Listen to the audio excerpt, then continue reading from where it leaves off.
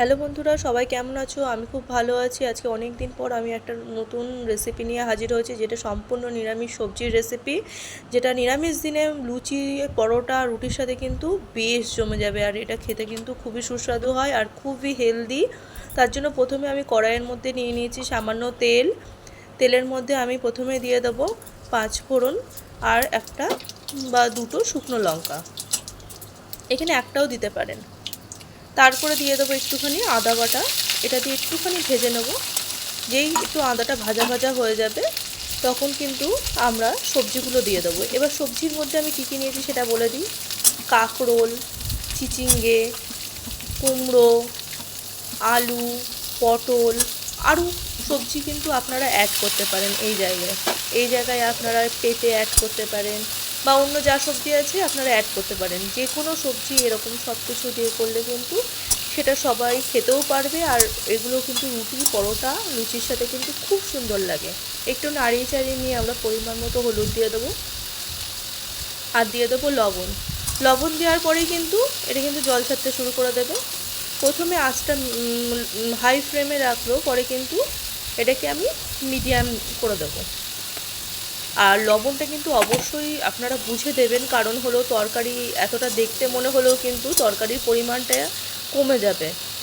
জল ছাড়লেই কিন্তু কমে যাবে। দেখেন কতটা কমে গেছে আর বেশ ভাজা ভাজা হয়ে গেছে। এই মাঝখানে কিন্তু আমি ফ্লেমটা মিডিয়াম থেকে লো আছে করে দিয়েছি, কারণ জিনিসটা গলার বিষয় আছে, তার জন্য।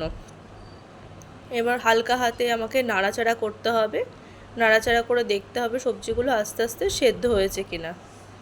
আর এটা কিন্তু খুবই হেলদি রেসিপি। এবার সবাই বলে আমি সবসময় হলো এমনি রেসিপি দিই, হেলদি কোনো রেসিপি দিই না। তার জন্যই কিন্তু আপনাদের সকলের রিকোয়েস্টে কিন্তু আমি এই হেলদি তরকারি রেসিপিটা নিয়ে এসেছি, যেটা আপনারা সবাই কিন্তু খেতে পারেন। বাচ্চারাও কিন্তু খুব পছন্দ করবে। বাচ্চাদের যদি আপনারা পরোটা দিয়ে দেন তাহলে কিন্তু বাচ্চারাও পছন্দ করবে।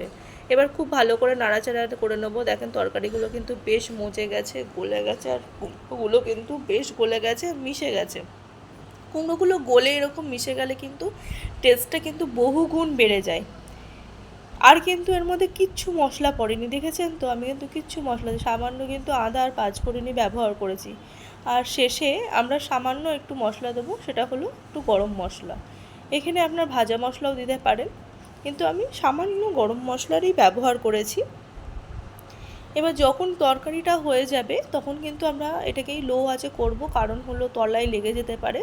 সেটাকে লো আঁচে আস্তে আস্তে, এখানে কিন্তু আরেকটা কথা বলি, এখানে কিন্তু আমি এক্সট্রা বাইরে থেকে কোনো জল ব্যবহার করিনি।